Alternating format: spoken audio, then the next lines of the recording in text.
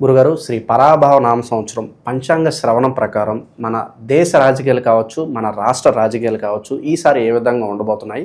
కొంతమంది లీడర్స్ పేర్లు తీసుకుందాం. పంచాంగ శ్రవణం ప్రకారం మరి ఈ సంవత్సరం వాళ్ళ భవిష్యత్తు ఏ విధంగా ఉంటుందో చెప్పండి. ముందుగా మన మోడీ గారు కావచ్చు, రేవంత్ రెడ్డి గారు కావచ్చు, చంద్రబాబు నాయుడు గారు కావచ్చు, పవన్ కళ్యాణ్ గారు కావచ్చు, కొన్ని ముఖ్యమైన లీడర్స్ ఉన్నారు. పంచాంగ శ్రవణం ప్రకారం, ఆస్ట్రాలజీ ప్రకారం చెప్పండి. అలాగే ఇప్పుడు మనం బీభత్సంగా ఎల్పిజి గ్యాస్ షార్టేజ్ చూస్తున్నాం. అవునండి, అవును. అలాగే రానున్న రోజుల్లో ఏ వస్తువు ఇలాంటి ఇబ్బందులు మనం పడబోతున్నాం, దేని షార్టేజ్ ఎక్కువగా ఉంటుంది, పూర్తి విశ్లేషణ అందించండి. ముందుగా వీక్షిస్తున్న ప్రేక్షకులందరికీ శ్రీమాత్రే నమః, శ్రీ గురుభ్యో నమః. యాదేవి సర్వభూతేషు మాతృరూపేణ సంస్థిత. నమస్తస్సై నమస్తస్సై నమస్తస్సై నమో నమః. నేను చెప్పేటటువంటి ఈ ఫలితాలు ఎవరినీ ఉద్దేశించినటువంటివి కావు, వ్యక్తిగతంగా అనుకున్నటువంటివి కావు. జ్యోతిష శాస్త్రంలో ఈ సంవత్సరం దేశ రాష్ట్ర రాజకీయ పరిస్థితులు ఏ రకంగా ఉంటాయో అందులో పొందుపరిచినటువంటి అంశాలు మాత్రమే నేను తెలియజేస్తాను. ఇది అందరూ గుర్తుపెట్టుకోండి. ఎవరికి వ్యక్తిగతంగా చెప్పినటువంటివి కావు. ఇది దేశ రాష్ట్ర రాజకీయ భవిష్యత్తుని జ్యోతిష్యంలో ఈ సంవత్సరం ఎలా ఉండబోతుందో అని మనకు కొన్ని సిద్ధాంతాల రూపకంగా ఇచ్చారు. దాని ప్రకారంగా చెప్తాను. ఎవరు కూడా దీనిని ఉద్దేశపూర్వకంగా తీసుకోకండి. ఒక పార్టీ పరంగా మాత్రం అస్సలు తీసుకోకండి. ఎందుకంటే ఈ సంవత్సరం మీరు అడిగినట్టు విధంగా దేశ ఆర్థిక వ్యవస్థలో, దేశం రాష్ట్ర ప్రపంచంగా దేశ ఆర్థిక వ్యవస్థలో గనక తీసుకున్నట్టయితే ఈ సంవత్సరము నరేంద్ర మోడీకి పేరు ప్రఖ్యాతలు పెరిగేటటువంటి అవకాశము, ఎన్నో రకాలైనటువంటి యుద్ధాలను ఆపేటటువంటి శక్తి సామర్థ్యాలు, దేశం మీద భారం పడకుండా ఆపేటటువంటి శక్తి సామర్థ్యాలు నరేంద్ర మోడీ గారికి ఏర్పడతాయి. మంచి ఏర్పడింది అంటే చెడు కూడా ఏర్పడుతుంది, ఎప్పుడైనా గుర్తుపెట్టుకోండి. అలాగే ఇంత మంచి పనులు చేస్తున్నటువంటి వాడికి విమర్శలు కూడా ఎదురవుతాయి. విమర్శలు ఎలా ఎదురవుతాయి అని అంటే, ఎప్పుడైనా పళ్ళున్న చెట్టుకే రాళ్ళు పడుతూ ఉంటాయి. అలాగే మంచి చేసేటటువంటి దానిలో కూడా కొన్ని చెడు చేయక తప్పదు. అందులో మంచి ఎక్కువగా ఉంటూ ఉంటుంది. 100 మంది బ్రతకాలి అని అంటే, ఒకరిని చంపితే 100 మంది బ్రతుకుతారంటే ఒక్కడి కోసం ధర్మం ఎప్పుడు ఆలోచించదు. ఒకరిని చంపైనా 100 మందిని బ్రతికిస్తూ ఉంది. కాబట్టి అలాగే దేశ పరిస్థితులు కనుక చూస్తే నరేంద్ర మోడీ గారి యొక్క భవిష్యత్తు ఈ సంవత్సరము అద్భుతంగా కీర్తి ప్రతిష్టలు, ఆయన ఉన్నటువంటి కీర్తి ప్రతిష్టలకు ఇంకా ఎక్కువ అని మనం చెప్పలేం, కానీ మంచి వాతావరణము బీజేపీలో ఏర్పడబోతుంది. అలాగే నరేంద్ర మోడీ మంచి గొప్ప గొప్ప సంకల్పాలు, గొప్ప గొప్ప నిర్ణయాలు తీసుకునే పరిస్థితులు ఏర్పడతాయి. కాబట్టి నరేంద్ర మోడీ గారికి ఈ సంవత్సరం కాస్త కలిసి వచ్చేటటువంటి అవకాశము తప్పకుండా ఏర్పడుతుంది. మన తెలుగు రాష్ట్రాల్లో కూడా బీజేపీని మనం చూడబోతున్నాము వచ్చే టర్మ్లో. చూడబోతున్నాము కాదు, చూడాలి. ఎందుకు అంటే కనుక ఎప్పుడైతే మన సనాతన ధర్మ విలువలు పాటించే బీజేపీ వస్తుందో, లేదు సరే సనాతన ధర్మం పక్కన పెడదాం, బీజేపీ పార్టీ అనేటటువంటిది మంచి సిద్ధాంతాలతో కూడుకున్నటువంటి పార్టీ అని చెప్పుకునేటటువంటి తరహాలు చాలా మట్టుకున్నాయి. అలాగే ఒక రాజు పరిపాలన మంచిగా ఉంది అని అంటే అతని కింద ఉన్నటువంటి పరిపాలన కూడా చాలా అద్భుతంగా ఉంటుంది. కాబట్టి అలాంటి నాయకత్వం వస్తే ఏ పార్టీ వారైనా, ఏ ప్రజలైనా చాలా సంతోషంగా ఉంటారు. ఇప్పుడు చాలా మట్టుకు స్టేటు సెంట్రల్ అనే 2 పద్ధతులు ఉన్నాయి. ఆల్మోస్ట్ పెద్ద పెద్ద డెవలప్మెంట్స్ అన్నీ కూడా సెంట్రల్ నుంచే వస్తాయి, స్టేట్ నుంచి ఏమీ రావు. కాబట్టి ఆ సెంట్రల్ నుంచి రావాలి అని అంటే కనుక వాళ్ళ యొక్క హవా కూడా మన దగ్గర ఉంది, వాళ్ళ యొక్క సిద్ధాంతాలు కూడా మన రాష్ట్రంలో ఉన్నాయంటే 100% రాష్ట్రం బాగుపడేటటువంటి లక్షణాలు ఉంటాయి. కాబట్టి తప్పకుండా వస్తే బాగుంటుంది అనేటటువంటి కలగనేటటువంటి వ్యక్తులు చాలా మంది ఉన్నారు.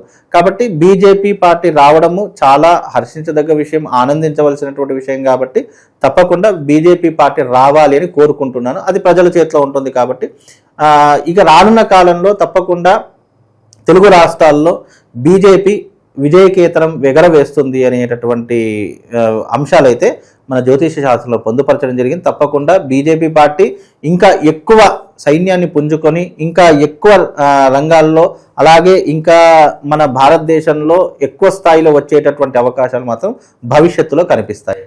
యోగి ఆదిత్యనాథ్ గారు పీఎం అవ్వాలని చెప్పి చాలా మంది కోరుకుంటున్నారు. మరి ఆయన చూడొచ్చు అంటారు మనం నెక్స్ట్ టర్మ్లో ప్రధానమంత్రిగా మన దేశానికి? ఆయన బుల్డోజర్ అని అంటారా? నేను నిజంగా అలాంటి వ్యక్తి రావడం అనేది చాలా ఆనందించవలసిన విషయము. ఎందుకంటే ఒక గొప్ప యోగి అనేది పక్కన పెడితే ఒక గొప్ప మానవతావాది, ప్రజల కష్టాల్లో ఉంటే చూడలేనటువంటి వ్యక్తి, చిన్న పెద్ద అనే తారతమ్య భేదాలు మర్చిపోయి ప్రతి ఒక్కరితో చక్కగా మాట్లాడే వ్యక్తి, సంభాషించేటటువంటి వ్యక్తి యోగి ఆదిత్యనాథ్ గారు. అలాంటి వ్యక్తి పిఎం కావడము అని అంటే చాలా విశేషమైనటువంటిది. అలాంటి అర్హత పొందినటువంటి వారు కూడా అని అనుకోవచ్చు. అలాగే సనాతన ధర్మం విలువలు కాపాడేటటువంటి గొప్ప నాయకుడు. ఎప్పుడైతే సనాతన ధర్మం తెలిసినటువంటి వాడు ఉంటాడో, సనాతన ధర్మం యొక్క విలువలు పాటించేవాడు ఉంటాడో, అతని చేతిలో రాజకీయం ఉంటే కనుక తప్పకుండా దేశ భవిష్యత్తు, దేశ సుభిక్షత అనేటటువంటిది మనం చూసేటటువంటి అవకాశం ఉంటుంది. ఎందుకు అని అంటే కనుక రాజకీయాలంటే కుళ్ళు కుతంత్రాలండి. మనకు తెలియంది ఏముంది, ఒకడు ఎదుగుతున్నాడంటే ఎప్పుడెప్పుడు కిందికి లాగేయాలి అనేటటువంటి తరహాలో కలిగేటటువంటి విమర్శలు చాలా మట్టుకు ఉంటాయి.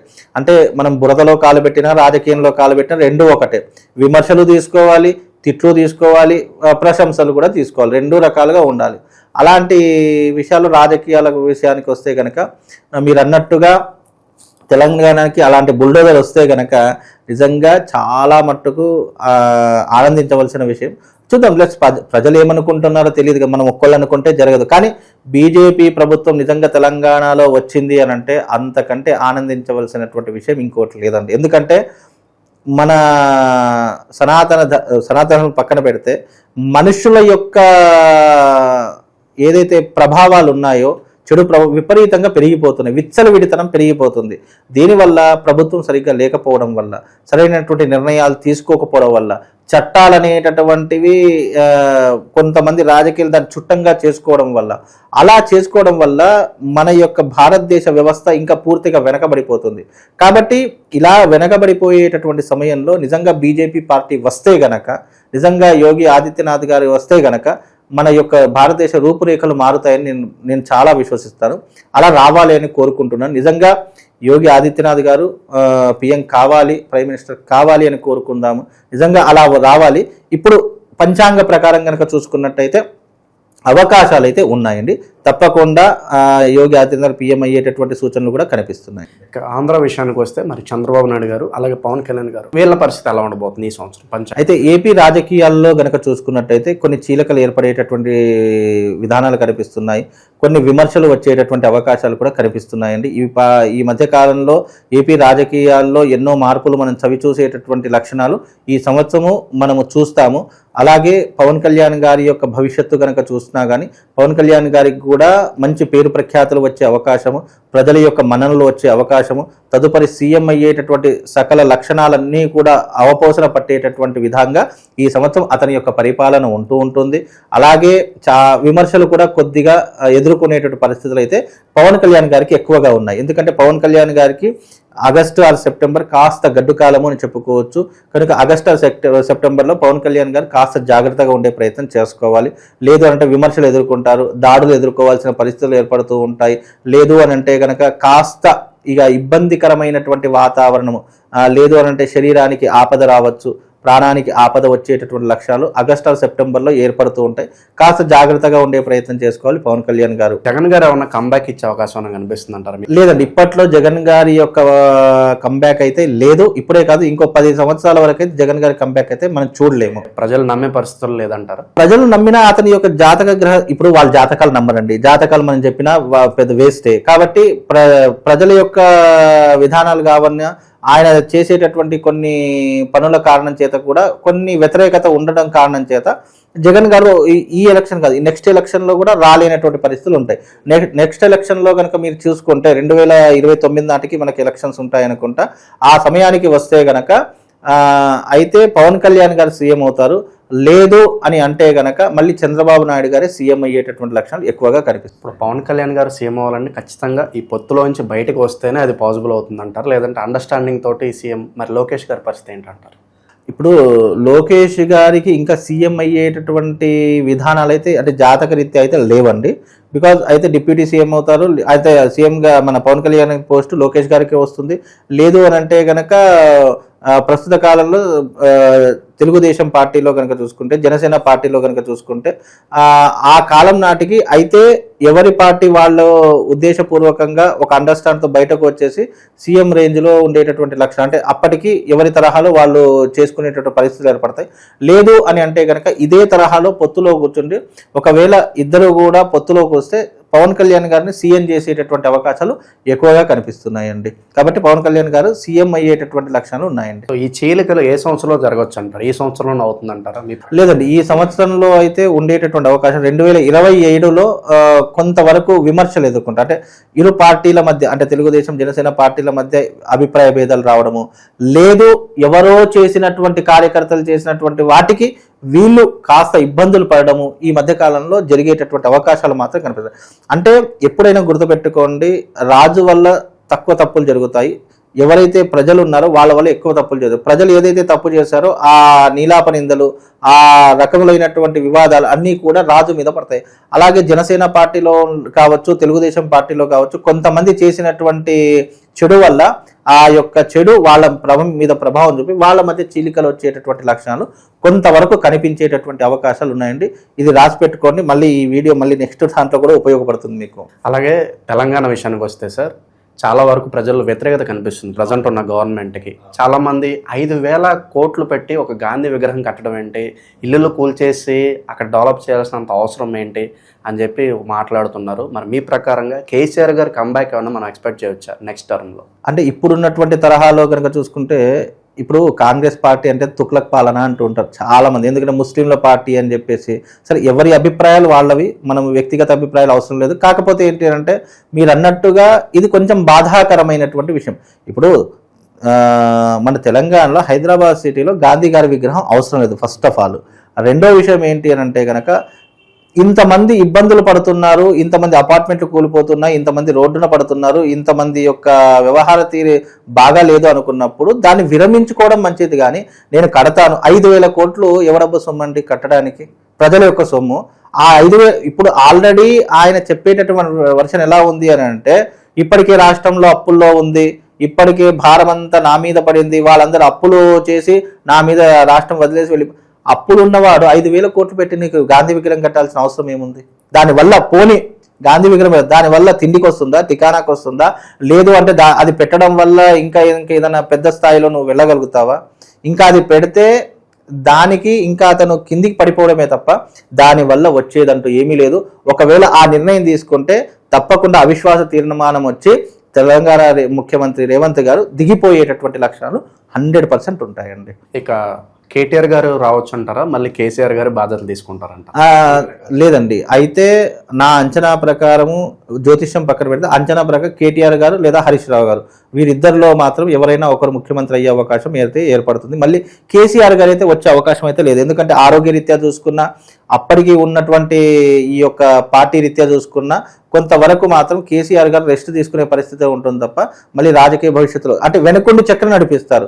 కానీ ముందుండి పదవిలో ఉండేటటువంటిది అయితే కేటీఆర్ గారు ఉంటారు లేదా హరీష్ రావు గారు ఉంటారు. ఈ ఇద్దరిలో ఎవరో ఒకరు ఉండేటటువంటి అవకాశాలు మాత్రం కనిపిస్తాయి. ఇందాక స్టార్టింగ్లో చెప్పారు, రాజకీయాలు అంటేనే కుళ్ళు కుతంత్రాలు అన్నీ ఉంటాయి. తలపతి విజయ్ గారు చూడండి, ఇప్పటి వరకు సినిమాల్లో ఉన్నప్పుడు కింగ్గా ఉన్నారు, ఒక్కసారిగా చూడండి ఇన్ని ఎలిగేషన్స్, ఎంత డౌన్ఫాల్లో ఉన్నారు.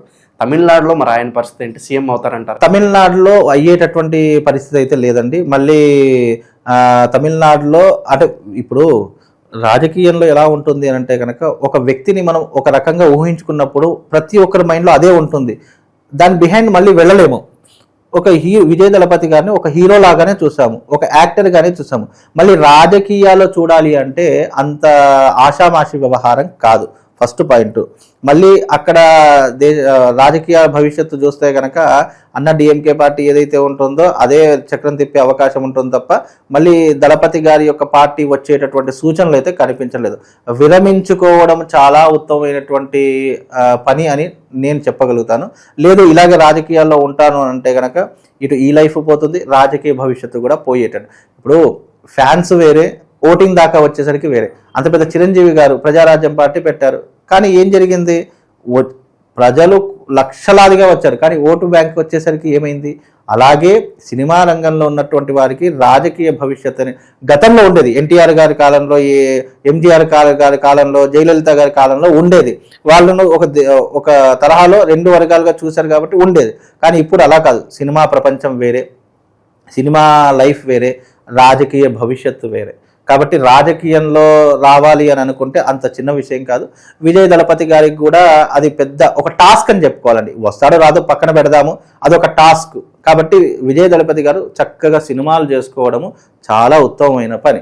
అనవసరంగా రాజకీయాలకు వచ్చి, ఇప్పుడు సినిమా రంగంలో హీరో అంటేనే ఒక డ్రీమ్ ఉంటుంది. అదే ఈ రాజకీయ రంగంలో వచ్చారనుకోండి, తిట్లు తినాలి, విమర్శలు తీసుకోవాలి, చెప్పు దెబ్బలు తీసుకోవాలి, అదే రకంగా ప్రజల యొక్క తిట్లు పడాలి. అలాగే ఎన్ని వర్షం వచ్చినా, తుఫాన్ వచ్చినా, ఏదొచ్చినా ఇప్పుడు రాజకీయ నాయకుడి దగ్గరికి వెళ్ళాలి అంటే టైం ఇవ్వాలి. విజయ్ దళపతి గారు టైం అయితే ఇవ్వరు ఫస్ట్ ఆఫ్ ఆల్. అలాగే ప్రజల యొక్క విపరీతమైనటువంటి విమర్శలు ఎదుర్కొంటారు, తిట్లు చీవాట్లు అన్నీ ఎదుర్కొంటారు. ఆయనకు అవసరమా? కాబట్టి అంటే జాతక పరంగా పక్కన పెడితే సినిమాలు చేసుకోవడం చాలా ఉత్తమం. ప్రజాసేవ చేద్దామా, సినిమాలో ఉండి చేయండి. సేవ చేసుకోవడానికి పదవి ఎందుకండి?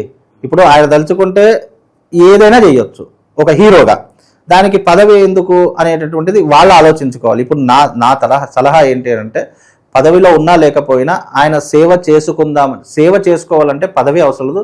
నువ్వు వ్యక్తిగతంగా 1,00,000 చేసుకోవచ్చు, ఆయనకు ఆ క్యాపబిలిటీ ఉంది. కాబట్టి అంటే రాజకీయంలోకి వస్తే విమర్శలు ఎదుర్కొంటారు తప్ప గెలిచేటటువంటి అవకాశం చాలా తక్కువ అండి. గెలిచేదానికంటే అవమానాలు ఎక్కువ పొందుతారు, ఇది మాత్రం రాసి పెట్టుకోండి. అవమానాలు, విమర్శలు, తిట్లు, చివాట్లు, దానివల్ల మానసిక స్థైర్యాన్ని కోల్పోతాడు. లేదు అని అంటే కనుక మనశ్శాంతిని కోల్పోతాడండి, ఇది మాత్రం వాస్తవం. సరే, ఎక్కడో ఇరాను, ఇజ్రాయెల్, అమెరికా యుద్ధం వల్ల ఇక్కడ చూడండి మనకి ఇక్కడ ఎల్పిజి గ్యాస్ షార్టేజ్ అనేది వచ్చింది. సో గ్యాస్ దొరక్క చాలా వరకు బెంగళూరు కావచ్చు, హైదరాబాద్ కావచ్చు, రెస్టారెంట్లు మూసేస్తున్నారు, చాలా వరకు షార్టేజ్ వచ్చింది. మరి ఏంటి ట్రంప్ పరిస్థితి ఏంటి? ఇంకెన్నాళ్ళు ట్రంప్ వల్ల ఇతర దేశాల్లో ఇబ్బంది ఎదుర్కోవాల్సి వస్తుంది? ఈ గ్యాస్ తరహాలో ఇంకా ఎలాంటి వస్తువులు కొరత అనేది మనం చూడబోతున్నాం? ఏ వస్తువుల ధరలు అధికంగా పెరగబోతున్నాయి? ఇప్పుడు ఉన్నటువంటి తరహాలో మనము ఎల్పిజి ఒక వాతావరణం చూస్తున్నాము. షార్టేజ్ చాలా వాతావరణం ఏర్పడుతూ ఉంటుంది. బికాజ్ ఇరాను, ఇజ్రాయిల్ యుద్ధం వల్ల, అలాగే దుబాయ్లో ఏర్పడినట్టు ఆర్థిక సంక్షోభం వల్ల, ఇలా కొన్ని దేశాల యొక్క పరిస్థితుల వల్ల మన యొక్క భారతదేశంలో కొన్ని వస్తువుల యొక్క విలువలు పెరిగేటటువంటి అవకాశం, అందులో ఎల్పిజి ఒకటి, చమురు వస్తువులు ఒకటి, అలాగే ఈ సంవత్సరము ధాన్యం వస్తువులు ఒకటి. ఈ మూడు కూడా విపరీతమైనటువంటి ధరలు పెరుగుతాయి. బికాజ్ అవి ఏంటి అంటే కనుక ఎగుమతులు దిగుమతులు చేసేటటువంటి తరహాలో తగ్గిపోయేటటువంటి లక్షణం. అంటే మనకు ఎల్పిజి అనేటటువంటిది ఆల్రెడీ ఇప్పటికే షార్టేజ్, ఇంకా రానున్న కాలంలో విపరీతమైనటువంటి షార్టేజ్ ఏర్పడుతూ ఉంటుంది. రానున్న కాలంలో ఇక మనము గత పరిస్థితుల్లో కట్టెల పొయ్యి పెట్టుకున్నాం చూసారా, అలా అంటే పొయ్యిలో ఆల్రెడీ స్టార్ట్ అయిపోయినాయి ఆ ట్రెడిషనల్. గ్యాస్ని సేవ్ చేసుకో, గ్యాస్ చాలా అరుదుగా సేవ్ చేసుకుంటారు, కట్టెల పొయ్యి పెట్టుకుంటారు, లేదా ఎలక్ట్రికల్ పొయ్యిలను ఎక్కువగా వాడేటటువంటి లక్షణాలు ఏర్పడుతూ ఉంటాయి. కాబట్టి మనకు ఆర్థిక సంక్షోభం అయితే ఏర్పడుతుంది, వస్తు సంక్షోభం కూడా ఏర్పడుతుంది. బికాజ్ ఎల్పిజి ఒకటి, చమురు వస్తువులు ఒకటి, ధాన్యపు వస్తువులు ఒకటి, ఈ మూడింటికి కూడా ఆర్థిక సంక్షోభం అయితే ఏర్పడుతుంది. మొన్న ఒక వీడియో చూసాను గురుగారు, టిన్స్లో వెళ్ళి పెట్రోల్ కొట్టించుకుంటున్నారు. అంటే జనాల్లో ఒక భయాందోళన అయితే వచ్చేసింది, పెట్రోల్ రేట్ కూడా విపరీతంగా. అంటే చమురు వస్తువులు అంటే పెట్రోల్ కూడా వస్తుంది. అంటే చమురుకి సంబంధించినటువంటి ప్రతిదీ కూడా మనకు ఆర్థిక భారాన్ని పెంచుతుంది.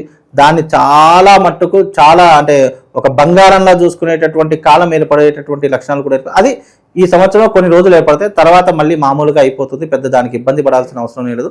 ఏదైనా కొన్ని రోజులే ఉంటుంది, ఏది శాశ్వతం కాదు. మంచి అయినా చెడైనా ఏది శాశ్వతం కాదు. ఇవన్నీ ఎందుకు? ప్రజల మీద భారం పెట్టాలి, ప్రజల్ని ఇబ్బంది పెట్టాలి, ప్రజల్ని ఇబ్బంది పెడితేనే దేశంలో తగ్గి వస్తుంది అనేటటువంటి ఒక ఆశాధోరణి ద్వారా. అంటే ఇవన్నీ రాజకీయ మంతనాలు, లేదు అంటే దేశ రాజకీయాలు అనేటటువంటి అంశం ద్వారా కూడా తీసుకోవచ్చు. ఎందుకంటే దేశ రాజకీయాల మీద ప్రెషర్ పెడితేనే, ప్రజల మీద ప్రెషర్ పెడితేనే ఎంతో కొంత తగ్గి వస్తారు అనేటటువంటి అంశాలతో ఇవన్నీ కూడా చాలా లోతుగా ఆలోచించవలసిన అంశాలు. కానీ జ్యోతిష్య శాస్త్ర ప్రకారం 3 వస్తువులు అయితే తప్పకుండా మనకు ఆర్థిక భారాన్ని ఏర్పరుస్తూ ఉంటుంది. ఒకటి చమురు వస్తువులు, ఎల్పిజి ఒకటి, ధాన్యపు వస్తువులు. ఈ మూడింటికి కూడా కొంతవరకు డిమాండ్ పెరిగేటటువంటి అవకాశం ఏర్పడుతుందండి. సరే, ఎప్స్టీన్ ఫైల్స్ అనే ఒక ఇష్యూని కవర్ చేయడానికి ఇప్పుడు మన అమెరికా ఏదైతే ఉందో యుద్ధం స్టార్ట్ చేసింది. ప్రతి యుద్ధంలోనూ ఇలా తలపెడుతూ ఉంటుంది. సో మరి ట్రంప్ వల్ల మన భారతదేశం కాదు అనేక దేశాలు ఇబ్బంది పడుతున్నాయి. మన స్టూడెంట్స్ని డిపోర్ట్ చేస్తున్నారు, చాలా వరకు సామాన్లు పెరిగిపోతున్నాయి. అసలు ఏంటి ట్రంప్ కథ ఏంటి? అతని జాతక ప్రకారం ఏంటి తను నెక్స్ట్ కార్యాచరణ ఏంటంటారు? జాతక పక్కన పెట్టండి, ఎందుకంటే వాళ్ళకి జాతకాలు వర్తించవు, వాళ్ళ జాతకాలు చెప్పినా నమ్మరు. కాబట్టి ట్రంప్ ఒక అందుకే నేనేమంటున్నా, ఒక దేశం బాగుండాలంటే రాజు సరైనటువంటి నిర్ణయం తీసుకునే పరిస్థితిలో ఉండాలి. ఆ ట్రంప్కి వ్యక్తిగతంగా నిర్ణయం తీసుకునే క్యాపబిలిటీ లేదు. 10 మంది కూర్చుండి ఏది చెప్తే అది మాత్రమే ఒక రబ్బర్ స్టాంప్ లాగా చేస్తాడు తప్ప వ్యక్తిగత నిర్ణయం, దేశం యొక్క పరిస్థితులు ఏంటి, మనం ఒక నిర్ణయం తీసుకోవడం వల్ల ఎన్ని దేశాలకు నష్టము అనేటటువంటి తెలుసుకోలేనటువంటి అజ్ఞానంలో ఉన్నాడు. నిజానికి ఆయన కరెక్ట్ ఉంటే ఈ యుద్ధ వాతావరణం ఆగిపోతుందండి. ఎందుకంటే ఒక్క అమెరికా దెబ్బ తిరగడం వల్ల భారతదేశము, కొన్ని దేశాలు తప్పకుండా ఆర్థిక సంక్షోభం అనుభవించే అవకాశాలు ఏర్పడతాయి. చమురు లాంటివి, ఇంధనం లాంటివి, అలాగే విద్య లాంటివి, డబ్బు లాంటివి కొరత ఏర్పడేటటువంటి లక్షణాలు ఏర్పడతాయి. కనుక అది ఆయా దేశ రాజకీయ భవిష్యత్తునికి ఆధారపడి ఉంటుంది తప్ప మనం అంచనా వేయడం, నేను అందుకే చెప్పా గతంలో కూడా పంచాంగ శ్రవణంలో, దేశ రాజకీయ భవిష్యత్తుని అంచనా వేయలేము. మనం అంచనా వేసామా దానికి క్వైట్ ఆపోజిట్గా జరుగుతుంది, లేదా మనకు అనుకున్న దానికంటే రెట్టింపు జరిగేటటువంటి సూచనలు కనిపిస్తాయి. కాబట్టి దేశ రాజకీయాలు ఎప్పుడు ఏ రకంగా మారతాయో కనుక్కోవడం చాలా కష్టం. మీ ప్రకారంగా ఈ యుద్ధం ఇంకెన్ని రోజులు కొనసాగుతుంది అంటారు? ఎవరు తగ్గుతారు? అమెరికా తగ్గుతుందా, ఇరాన్ తగ్గుతుందా? చర్చలు అనేవి ఏ విధంగా సఫలం అవుతాయి? తగ్గాలి. అమెరికా తగ్గలేదు అని అంటే కనుక దుబాయ్కి జరిగిన పరిస్థితి అమెరికాకు కూడా వస్తుంది 100%. ఎందుకంటే వాళ్ళ దగ్గర ఉన్నటువంటి సైన్యం కావచ్చు, వాళ్ళ దగ్గర ఉన్నటువంటి ఈ యొక్క ఆయుధ పదార్థాలు కావచ్చు, ఇవి ఎక్కువగా ఉన్నటువంటి దేశం ఇరాన్, ఇజ్రాయిల్, ఈ ప్రదేశాలు ఎక్కువగా ఉంటుంది. కాబట్టి వాళ్ళని తట్టుకోవడం కొంచెం కష్టం. అమెరికా తగ్గి వచ్చేటటువంటి అవకాశాలు ఎక్కువగా కనిపిస్తుందండి. కాబట్టి అమెరికా తగ్గాలి.